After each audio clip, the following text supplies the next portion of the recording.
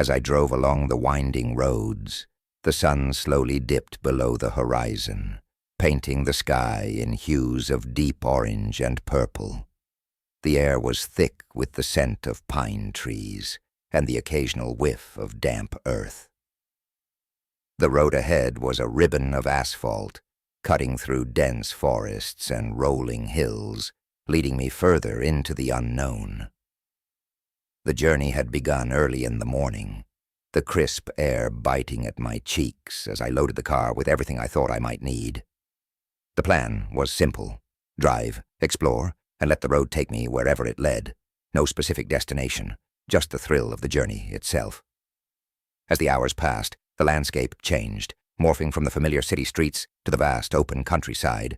Fields stretched out on either side of the road, dotted with the occasional farmhouse or barn. The sun climbed higher in the sky, casting long shadows that danced across the car's dashboard. At one point, I decided to take a detour, turning off the main road onto a narrow gravel path that seemed to disappear into the trees. The branches overhead formed a natural tunnel, filtering the sunlight into dappled patterns on the ground. The path was rough, the car bouncing over rocks and potholes, but there was something exhilarating about the isolation. The deeper I drove into the forest, the quieter it became. The only sounds were the crunch of gravel under the tires and the distant call of a bird. After what felt like hours, the path opened up into a small clearing, where I decided to stop and stretch my legs. I stepped out of the car, the forest wrapping around me like a thick blanket. The air was cool, and the silence was almost oppressive, broken only by the occasional rustle of leaves. I wandered a little way from the car, feeling the damp earth beneath my boots, the scent of moss and fallen leaves filling my nostrils. As I walked, I noticed something odd. The forest, which had seemed so welcoming at first, now felt different. There was a stillness, a sense of being watched. The trees stood tall and silent, their branches heavy with shadows. I shook off the feeling, chalking it up to my imagination, and headed back to the car. Continuing the journey, I found myself on a deserted highway. The road stretched out endlessly, a straight line cutting through an expanse of flat, barren land. The sky was overcast now, heavy with clouds that threatened rain. I rolled down the windows, letting the cool breeze wash over me as I drove. But then, something caught my eye in the rearview mirror. A figure, distant at first, standing by the side of the road. As I drove further, it grew larger, more distinct. It was a man, dressed in dark clothes, his face obscured by a wide-brimmed hat. I felt a chill run down my spine, but I kept driving, the figure disappearing as I sped away. The road ahead seemed to stretch on forever, and the landscape became increasingly desolate. I hadn't seen another car in hours, and the feeling of isolation was starting to creep in again. The sky grew darker, the clouds thickening as the first drops of rain splattered against the windshield. Suddenly, the car's engine sputtered and died. I coasted to a stop on the side of the road, cursing under my breath. I tried the ignition again, but the engine refused to turn over. The rain was falling steadily now, and the air inside the car felt stifling. I stepped out into the rain, the cold water soaking through my clothes almost immediately. I popped the hood, hoping it was something simple, but I wasn't much of a mechanic. As I stood there, the rain drumming on the metal of the car, I felt that same eerie sensation as before, the feeling of being watched.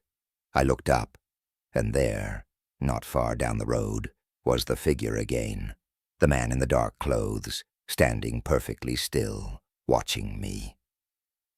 My heart raced as I quickly slammed the hood shut and hurried back into the car, locking the doors behind me. The rain intensified, turning the world outside into a blur of gray. I sat there, gripping the steering wheel, my mind racing. I glanced in the rearview mirror, and the figure was gone. But the unease lingered, growing stronger with each passing minute. I reached for my phone, hoping to call for help, but there was no signal. The realization hit me like a punch to the gut. I was completely alone out here, stranded in the middle of nowhere, with a car that wouldn't start and no way to contact anyone. As I sat there, the minutes stretched into hours.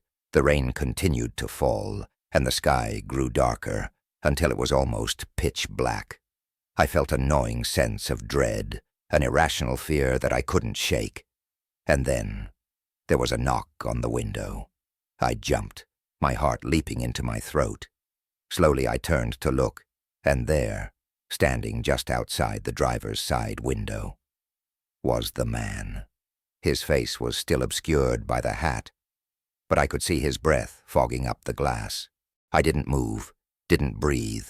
I just sat there, staring at the figure, willing it to go away. But it didn't. The knock came again, louder this time, more insistent. Gathering what little courage I had left, I reached for the door handle, my hand trembling. I had to face him, had to find out what he wanted. But as I opened the door, there was nothing. No one standing there, no sign that anyone had been there at all. I stepped out of the car, looking around wildly, but the road was empty. The rain had stopped, and the air was eerily still. The only sound was my own breathing, ragged and fast.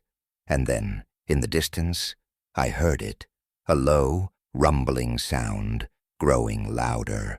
It was a car, headlights cutting through the darkness as it approached. Relief flooded through me as I flagged it down, hoping for help. The car slowed to a stop beside mine, and the driver rolled down the window.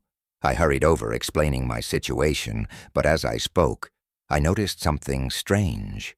The driver was a woman, her face pale and expressionless. But it wasn't her that unnerved me. It was the fact that her car was identical to mine.